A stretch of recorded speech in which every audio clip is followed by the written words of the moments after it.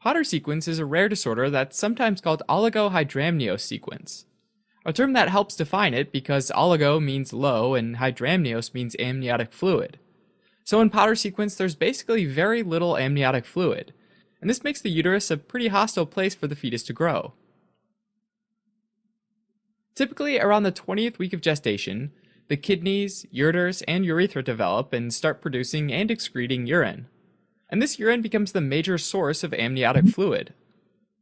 Various conditions like renal agenesis, which is when one or both of the kidneys are missing, or atresia of the ureter or urethra, which is where those parts of the urinary tract are obstructed, can lead to an inability to produce or excrete urine, and therefore leads to oligohydramnios. Other common causes can include amniotic rupture, which is the leakage of amniotic fluid, or uteroplacental insufficiency, which is where there's low blood flow from the placenta, meaning the fetal organs, which includes the fetal kidneys, see less blood flow, which in turn leads to decreased urine production.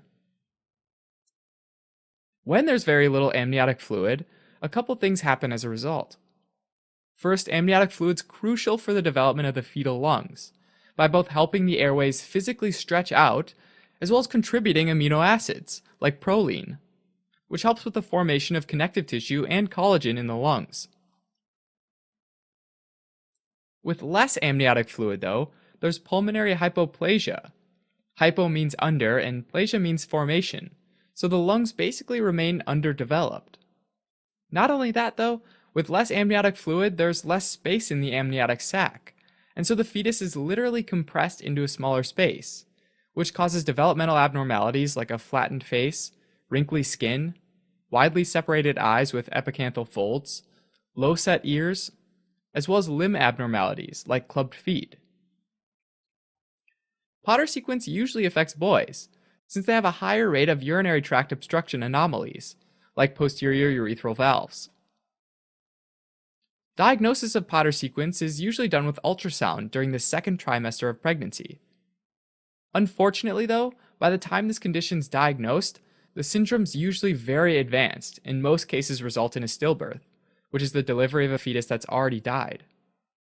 When babies do survive, the pulmonary hypoplasia leads to severe respiratory problems, which often leads to death shortly after birth. Alright, as a quick recap, Potter sequence is an often fatal condition that primarily affects newborn males, and it's caused by oligohydramnios, which is low or absent amniotic fluid. Potter itself is actually a mnemonic, and it stands for pulmonary hypoplasia, oligohydramnios, twisted skin for the wrinkles, twisted face, extremity deformities, and renal agenesis.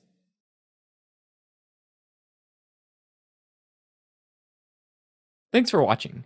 You can help support us by donating on Patreon, subscribing to our channel, or telling your friends about us on social media.